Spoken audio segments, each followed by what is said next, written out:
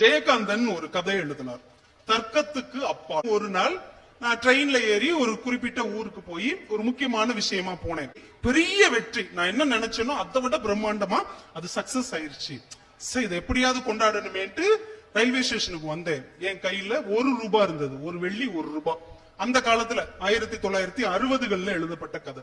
₹1 16 அணாக்கள். இப்ப இவர் ஊருக்கு போறதுக்கு ₹3/4 வேணும். ₹3/4 12 அணா. இப்ப மீதி 4 அணா இருக்கு. 4 அணா இருக்கு. 2 அணாவுக்கு நல்ல ஒரு காஃபி வாங்கி ஜம்முன்னு சாப்பிட்டுட்டு வெளியில வர்றார். கையில இன்னும் 2 அணா இருக்கு. டிக்கெட் பணம் போக 2 அணா இருக்கு.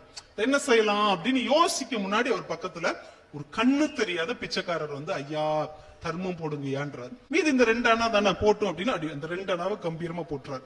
அந்த பிச்சைக்காரரை தொட்டு தடவி 2 அணானோடனே அவருக்கு சந்தோஷம். ஐயா நீங்க நல்லா இருக்கணும் அப்படின்னு சொல்லிட்டு அப்படியே நகண்டு போயிடுறாரு. ஹாய் அப்படின்னு சந்தோஷமா போய் டிக்கெட் எடுக்கிறதுக்கு கவுண்டர்ல 12 அணாவை கொடுக்கிறார். அவங்க வாங்கிட்டு சொல்றாங்க, நேத்துல இருந்து 1 அணா டிக்கெட் கூடிருச்சு, இன்னும் 1 அணா கொடுங்க.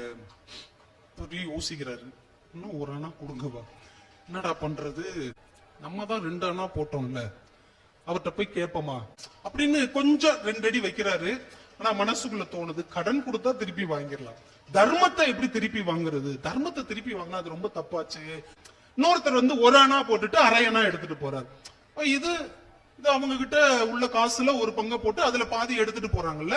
அப்ப நம்மளும் நம்ம கையில இருந்து 1 அணாவை போட்டுட்டு அந்த 2 அணாவை எடுத்துக்கிடுவோம். இப்போ 1 அணா கொடுத்த மாதிரி ஆயிடுச்சு, நமக்கு டிக்கெட் காசு கிடைச்சிரும். ஒன்னும் பெரிய தப்பு இல்லைன்னு நினைக்கிறேன், மத்தவங்களும் அப்படி செய்யறாங்களே அப்படின்ட்டு நேரா போய் அவர் பாக்கெட்ல இருந்து 1 அணா 12 அணால 1 அணாவை எடுத்து போட்டுட்டு 2 அணாவை எடுக்கிறாரு பாருங்க. அந்த பிச்சைக்கார கையை பிடிச்சிடாரு. ஏன் சாமி, யாரோ ஒரு புண்ணியமா வாழ்க்கையிலே தடவை எனக்கு 2 அணா போட்டிருக்காரு, அத போய் நீ எடுக்கிறிய சாமி 1 அணாவை பார்த்து போட்டுட்டு வேர்த்துருது இவருக்கு. பிச்சைக்காரர்கிட்ட மாட்டிட்டோமேன்ட்டு அந்த 1 அணாவையும் போட்டுட்டு மன்னிச்சுக்கோங்க மன்னிச்சுக்கோங்கன்ட்டு இங்கிட்டு நகண்டு வந்துடுறாரு.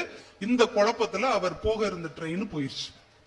உடனே முடிவு பண்ணிட்டார், ட்ரெயினும் போயிருச்சு, இருந்த இன்னொரு அணாவும் போயிருச்சு, 11 அணா தான் இருக்கு, இன்னும் 2 ஸ்டேஷன் நடந்து போனோம்னா அதுக்கு அடுத்து இந்த காசுக்கு டிக்கெட் எடுத்து வீட்டுக்கு போயிடலான்னு நடைய கட்ட ஆரம்பிச்சிட்டார்.